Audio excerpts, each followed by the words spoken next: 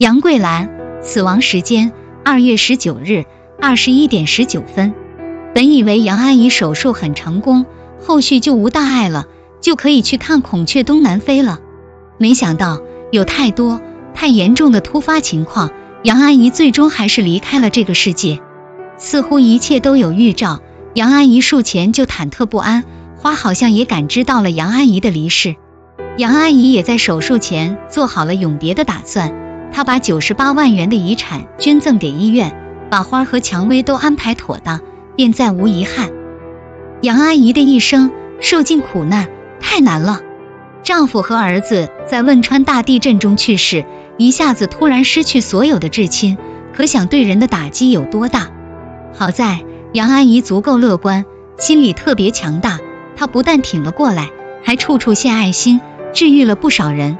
杨阿姨是个大好人，不管是对医院的病人还是医护人员，她都特别善良体贴。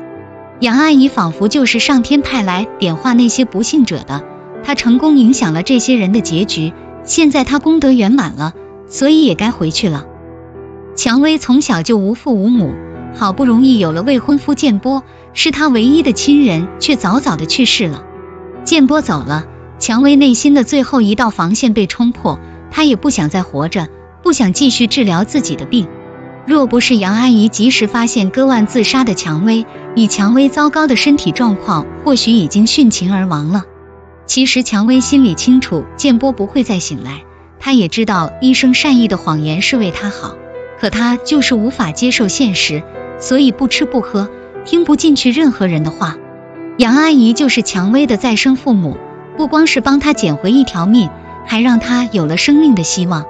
杨阿姨为了安慰蔷薇，不惜自揭伤疤。杨阿姨说着说着就哭了，别看她整天都笑呵呵的，很乐观，其实她的内心比谁都痛苦，笑容只是她的保护色。孤苦伶仃，失去至亲的痛，经历过的人才会懂。或许其他人不会懂建波的死对蔷薇意味着什么，但是没谁比杨阿姨更能感同身受，所以也只有她才能带蔷薇走出来。被需要就是人活着的一种意义。蔷薇万念俱灰，是因为建波没了，没人再需要她，也没人再爱她，她也没有任何可以牵挂的人。而现在她有杨阿姨，杨阿姨把她当作自己的孩子对待，最后还改了遗嘱，把遗产全部给蔷薇。杨阿姨手术前还在交代蔷薇要好好的，她就是怕若是自己出了意外，蔷薇会想不开。杨阿姨手术后也在拜托蔷薇以后要监督自己，他们一起好好活着，一起去云南看孔雀。看到杨阿姨的求生欲望很强烈，看到她如此热爱生活，蔷薇的心态也真的转变了过来，她不再寻死觅活，而是想要好好的活下去。哪怕是杨阿姨离世了，蔷薇也没有再放弃过自己的生命，她反而改变了微创的主意，要做最适合自己的外科手术。因为蔷薇一直记得杨阿姨说过的人走了，魂魂就在周围，她想让杨阿姨安息，便要好好的活给杨阿姨看。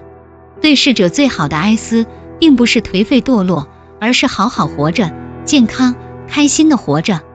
蔷薇的手术很成功，是结束，亦是开始，是新生。蔷薇重新振作了起来，她将代替建波，跟建波父母一起生活，孝敬他们，这就是她的家人。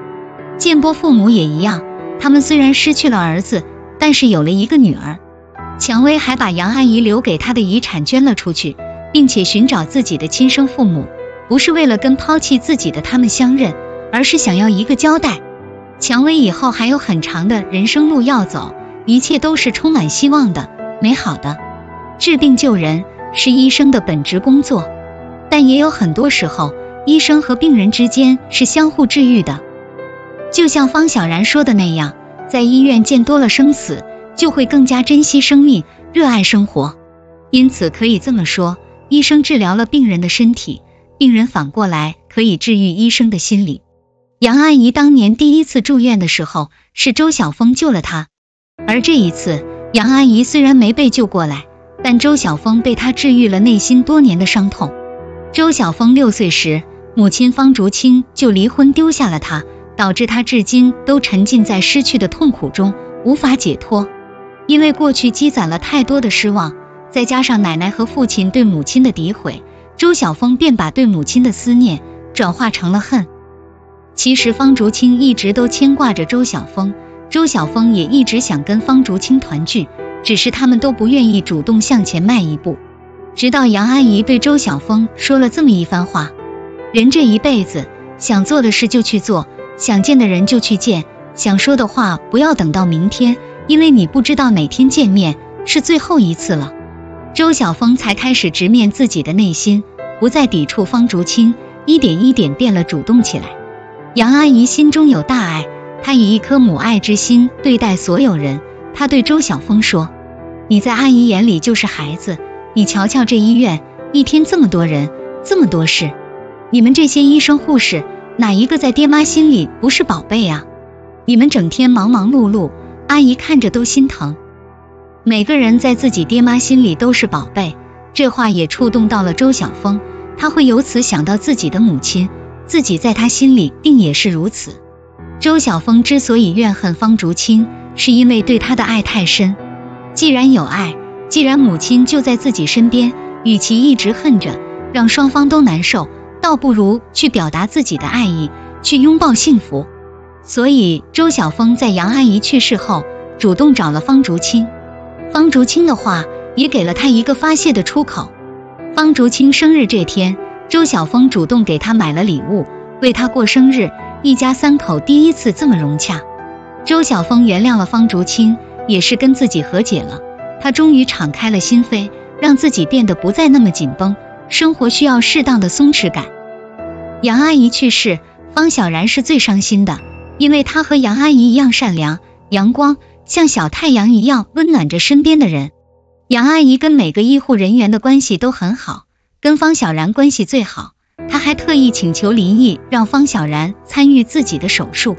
一是因为杨阿姨信任方小然，二是杨阿姨想让方小然在手术中得到锻炼，三是杨阿姨想撮合方小然和林毅。医生最忌讳跟病人关系走得太近，感情越好，越是会因病人的离世感到自责、难过。这次杨阿姨的经历也相当于给方小然上了一课，她还年轻，这就是她成长的必经之路。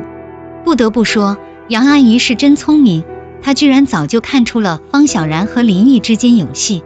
方小然和林毅一开始是互相看不对眼的，方小然看不惯林毅的嚣张蛮横，林毅也嫌弃方小然只是一个小医生。随着工作的接触，他们都看到了对方的闪光点，都是自己喜欢的样子，日久生情。其实他们两个既互补，亦有相似之处。相似之处在于他们都是简单、纯粹、热心的医生，互补之处在于一个忧郁，一个阳光。方小然对林毅的欣赏和喜欢，连方竹青都察觉到了，提醒他进一步发展。林毅的哥哥和侄子也经常催婚，不想让他为了这个家太辛苦，想让他多考虑自己的终身大事，去享受人生最美好的爱情。林毅也喜欢上了方小然，但他因为顾忌阔心病的家族遗传病，连表白都不敢，更别提恋爱、结婚了。所以他才会发出这么一句疑问：如果出生前就知道了自己的人生剧本，还会选择出生吗？包括护士长腹中的孩子检查出有问题时，林毅的态度很冲动，他认为生下有问题的孩子，对孩子而言是一种自私。因为林毅的父亲和哥哥都死于先天性心脏病，他也一直担心着自己随时会发生异常，随时因此丧命，根本没办法像正常人那样生活。所以林毅问方小然的那句话，他的答案是消极的。若是一开始就知道自己有遗传心脏病，会致死，每天过着提心吊胆的生活，他宁愿不来到这个世上。而方小然的态度是积极的、乐观的，就像建波明知蔷薇有先天性心脏病，还选择跟他结婚一样，方小然不管什么样的结果，都愿意去经历，有亲人、爱人、朋友、工作，他很幸福。但行好事，莫问前程，经历本身就是一种幸福，只要相爱过就不后悔，这也是方小然给林毅的答案。